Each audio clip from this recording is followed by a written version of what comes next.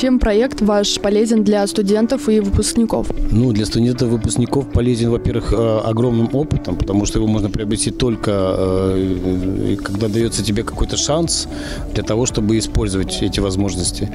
А для выпускников непосредственно это работодатели. Мы являемся работодателем, которым мы даем возможность реализовать себя в творческих каких-то исканиях. А что вы ожидаете от данного мероприятия сегодня? Во-первых, я ожидаю получить много положительных эмоций, в принципе, от прослушивания выступлений других команд. Также получить какой-то опыт, да, потому что очень интересно послушать, что члены жюри скажут, как они прокомментируют нашу работу.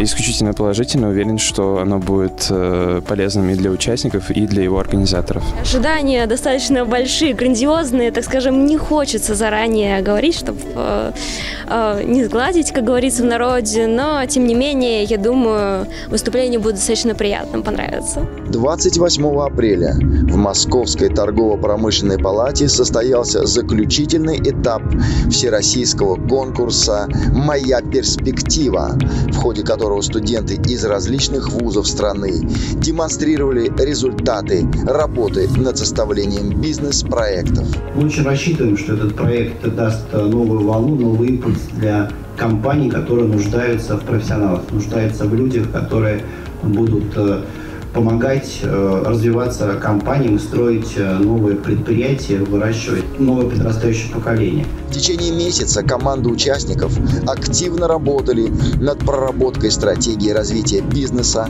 оценкой рисков и подсчетом рентабельности внедрения выбранных ими бизнес-проектов на российский рынок.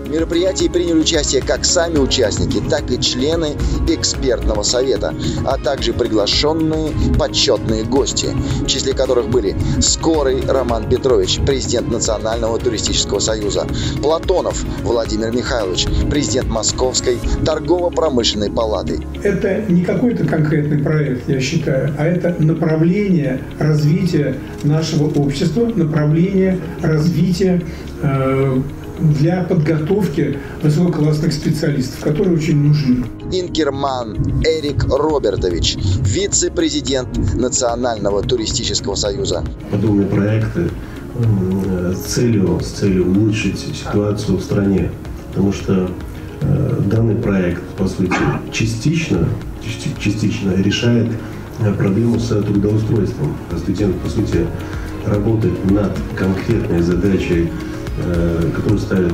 работодатель, и работодатель, собственно говоря, выбирает, с кем работать, с кем двигаться в конкретном проекте. Фирер Олег Павлович, чрезвычайный и полномочный посол Гренады в России. Мои цели – это услышать студентов, услышать их настрой на работу, оценить молодых студентов, которые настроены проходить практику или трудоустроиться в корпорациях, в частных корпорациях, международных корпорациях и госкорпорациях. Презентации участников получили высокие оценки качества проработки поставленных перед ними задач. Члены экспертного жюри отдельно отметили деятельность некоторых участников в командах, связанную с дизайном, маркетингом, экономическими показателями проектов.